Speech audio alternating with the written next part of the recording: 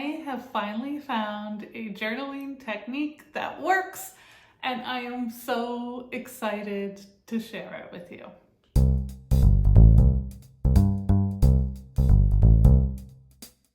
In the past, journaling for me has been really fraught.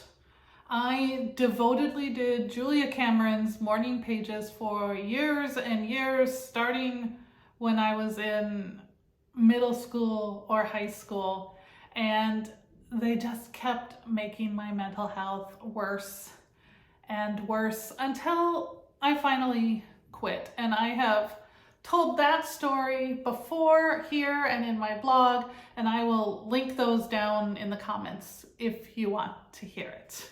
When I first started therapy, my therapist suggested journaling as homework in between sessions. And I told her no. I said I couldn't do it. She asked, as therapists do, why? Commenced multiple hours just spent dealing with my relationship to writing, how it connected to my childhood, and I am pretty sure most people don't have quite that convoluted relationship to writing as I do.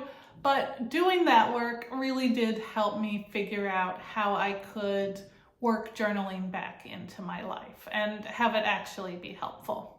This is probably a good time to note that I am not a therapist. I have done my research and I have lived life experience around this. I also have complex PTSD, anxiety, and depression. So I am coming from a place of experience, but I am not a formally trained or educated therapist. And if you feel like you need professional help, I really urge you to seek out a licensed practitioner because it can make all the difference. That being said, I really want to share with you what became the only trauma journaling technique that I use, because I think that if it worked for me, it might work for you. So I'm going to start with James Pennebaker. James Pennebaker is a professor at the University of Texas, and he was the first researcher to study the therapeutic effects of writing, starting way back in the mid-1980s. He worked with students at first and then later subjects who had physical and mental illnesses, eventually including those with PTSD. The therapy that he developed, he called expressive writing. And I will link to his most well-known book about it down in the description if you want to dive deeper into that, because I am just going to give you the very basics. Pennebaker's expressive writing came with specific instructions. He said to write for at least 15 minutes on the most upsetting and traumatic experiences of your life. You should write continuously, explore deeply, and repeat the process for at least 3 to 4 days in a row.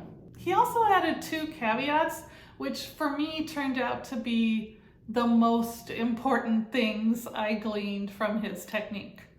First, realize that writing is going to stir up emotions for you, and give yourself the quiet time to recover after your writing session.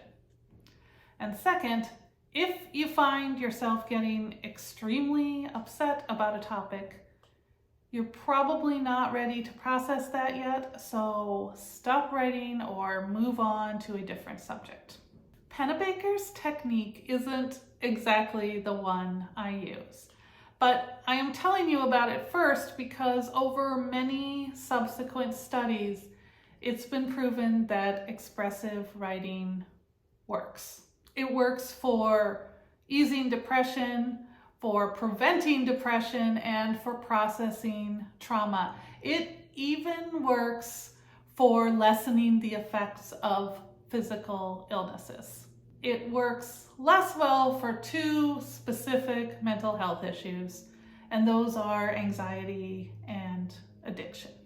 Both anxiety and addiction can be components of complex PTSD, but anxiety is the one that I personally struggle with most. So out of necessity, I have come up with a modified technique.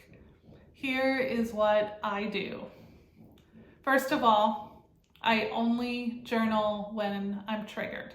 And those can be major triggers or minor triggers. Over the last couple of years, I have gotten a lot better at identifying subtle triggers that I might not have noticed before. So my threshold for what I consider a trigger has gotten lower and lower as I've become more skilled at recognizing them. Now, that doesn't mean that I write every time I'm triggered. I write at a maximum 1 to maybe 3 times a week, and sometimes less than that. Second, I write a maximum of 3 pages. This is a holdover from morning pages where that amount just sort of feels right to me, but unlike with morning pages, I don't write 3 longhand notebook-sized 8.5 by 11 sheets of paper. I usually write what fits in my traveler's notebook, 3 of those smaller pages. Interestingly, this pretty much coincides with Pennebaker's 15 to 20 minute guideline. 3, I ask myself the kinds of questions a therapist would ask in these situations. Having done therapy for several years makes it a little bit easier, but let me give you some examples of those kinds of questions. They are things like, how exactly do I feel? One of the symptoms of CPTSD is not really being in touch with your emotions. So I like to spend some time actually considering how I feel and becoming more familiar with those emotions. I also ask, why do I feel this way? Therapists love to ask why, and that is really part of the healing and processing. I ask if I can connect this feeling to anything in my past. A lot of times it's coming back to the same things over and over again, but it is always a new way of looking at the feelings and triggers that come up for me and how they are related to events from my past. Another thing I ask is, what would I say to someone else who told me this? And what kinds of things can I do differently? And that brings me to my 4th point, which is that I write with self-compassion. The reason that I ask, what would I say to someone else, is that I tend to be harder on myself than other people. When I write these, I am very mindful of avoiding negative self-talk beyond what it takes to initially lay out the trigger.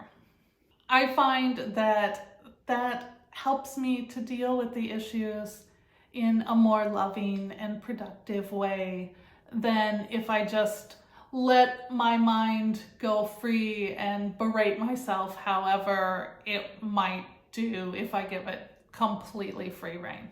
5, I write with an awareness of anxiety and of self-destructive patterns. Because I know expressive writing doesn't work well for anxiety, and that is because you can very easily get into a pattern of catastrophizing, of repeating the same gloom and doom scenarios over and over, of spiraling.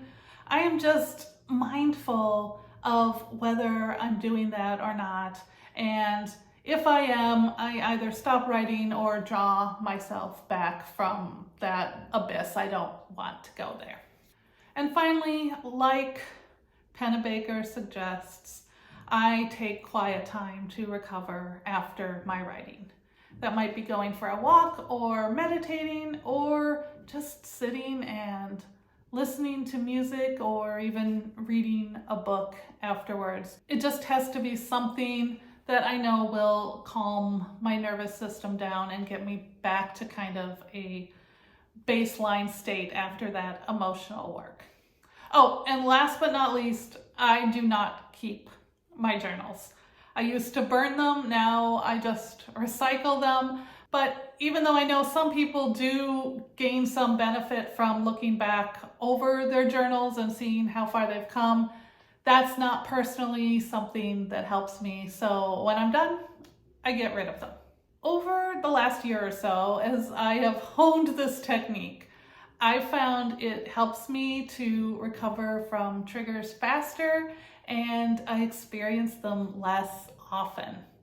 It's also really increased my patience and my compassion, both for myself and for other people. In short, it has made a huge difference in my life. If you decide to give my technique a shot, or if you've tried James Pennebaker's expressive writing, or if you've developed your own trauma journaling method, I would love to hear about it in the comments.